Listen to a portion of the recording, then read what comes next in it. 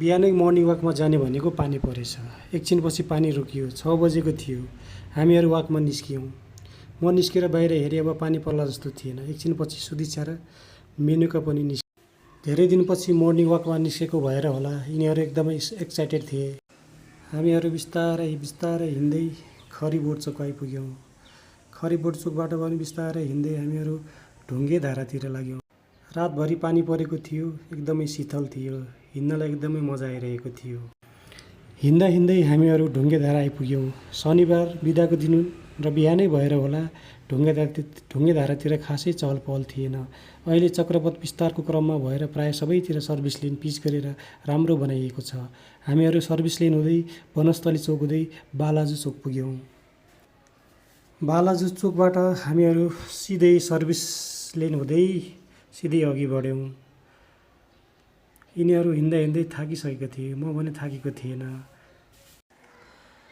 बालाजुबाट सिधै हिँडेपछि एकैछिनमा हामीहरू माछापोखरी आइपुग्यौँ। पछिल्लो समयमा माछापोखरी क्षेत्र बिहान तरकारी बजार स्थानीय कृषि उपजहरूको बिक्री वितरण गर्नको लागि निकै परिचित छ। यहाँ नुवाकोट, धादिङ लगायतका ग्रामीण क्षेत्रमा उत्पादन भएका कृषिजन्य वस्तुहरू बिहानै ल्याएर बिक्री वितरण गर्ने गरिन्छ। बिहान 3-4 बजेदेखि 7 बजेसम्म तरकारी बजार लाग्छ। तरकारी किनमेल गर्नेको निकै भिडभाड थियो। हामीले नि साग, काँक्रो र गोलभेडा किन्यौँ। 7 बज्नै लागेको थियो। महानगर प्रहरीको गाडी आयो। बजार हटाउन थाल्यो। हामी नि किनमेल गरेर अघि बढ्यौँ। यहाँ बिहान 7 बजेसम्म मात्र तरकारी किनबेच गर्न दिन्छ। त्यसपछि महानगर आएर उठाएर लान्छ। त्यही भएर बिहान 7 बजेसम्म मात्र यहाँ किनमेल गर्नेको भिड लाग्छ। हामीले थोरै हरियो साग, गोलभेडा, काँक्रो, धनिया किनेका थियौँ। त्यो बोकेर हामी पनि गन्तव्यतिर अघि बढ्यौँ। यहाँ प्राय सबैको हातमा बिहान तरकारीको झोला देखिन्छ।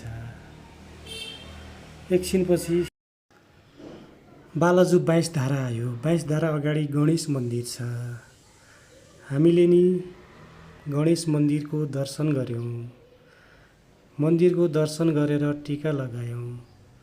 त्यसपछि 22 धाराबाट अघि बढ्यौँ घरतिर। सुदिक्षाले मेनुकालाई बाटोमै टीका लगाएर ढोग माग्दै थिइन्। त्यसपछि हामीहरू अघि बढ्यौँ 22 धाराबाट। यो पारिपट्टि देखिएको 22 धाराको गेट हो, जुन आज बिहान शनिबार खुल्लै हुन्छ। टिकट काट्नु पर्दैन। बिहान भित्र गएर